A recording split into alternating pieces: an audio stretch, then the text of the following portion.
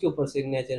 By the وے اگر آپ شروع میں سے ہی 10-12 بکس پہ سگنیچر کر کے چھوڑ دیں گے تو اس میں سے اگر 6 استعمال ہوتی ہیں، 7 استعمال ہوتی ہیں، تو جو باقی آپ کی بچ جاتی ہیں سگنیچرز والی بک تو وہ آپ کے اگینسٹ استعمال ہو سکتی. بسم اللہ الرحمن الرحیم. آج کی اس ویڈیو میں بات کروں گا پولنگ ایجنٹس کے بارے میں، ان کی ڈیوٹیز کے بارے میں کہ الیکشن ڈے کے اوپر ان نے کن ہدایات کے اوپر عمل کرنا ہے اور الیکشن ڈے کو فیئر الیکشن بنانا ہے.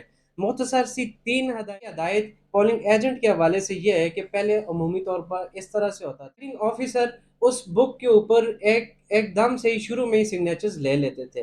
حالانکہ اس دفعہ اس طرح نہیں کرنا. جب پہلی ووٹ بک ختم ہوگی، جب دوسری شروع ہوگی، دوسری کے اوپر تب سائن کرنا ہے.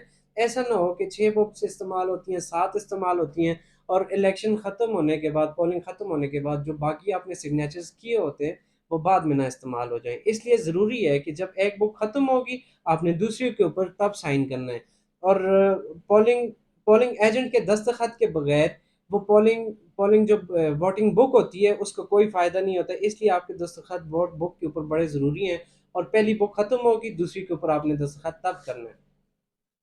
اس کے بعد دوسری ہدایت جس کے اوپر میں بات کرنا چاہوں گا وہ یہ ہے کہ آپ جب پولنگ کاؤنٹنگ کا عمل شروع ہوگا، کاؤنٹنگ کے عمل کے اوپر آپ نے کڑی سے کڑی نظر رکھنی ہے. اس کو ایک دفعہ ڈبے کے اوپر اپنے ڈبوں کی حفاظت کرنی ہے، اپنے ووٹ کی حفاظت کرنی. گنتی کا مرحلہ جو ہے اس کو آپ نے فیئر بنانا ہے. ایک دفعہ کرنی ہے، 2 دفعہ کرنی ہے، تیسری دفعہ کرنی ہے، وہ آپ کے اوپر ڈیپینڈ کرتا ہے، وہ سٹاف کے اوپر ڈیپینڈ کرتا ہے.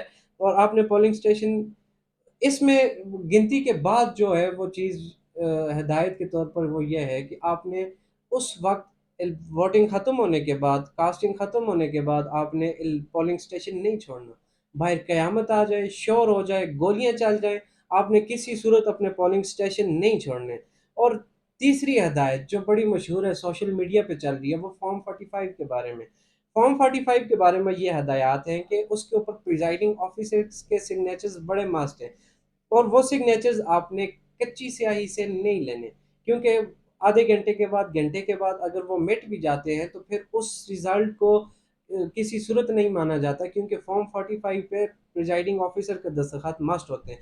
وہ آپ نے پکی قلم سے، پکی سیاہی سے وہ دستخط لینے اور اس کے اوپر اپنے سگنیچر کر کے خود ریزلٹ لینے ہیں. وہ کچے کاغذ پہ آپ نے پولنگ ایجنٹس کے لیے یہ بڑی ضروری ہدایت ہے کہ کبھی بھی آپ نے کسی صورت کچے کاغذ پہ اور پریزائڈنگ آفیسر کے دستخط کے بغیر آپ نے نتیجے نہیں لینے. تو مین 3 ہدایات ہوگی.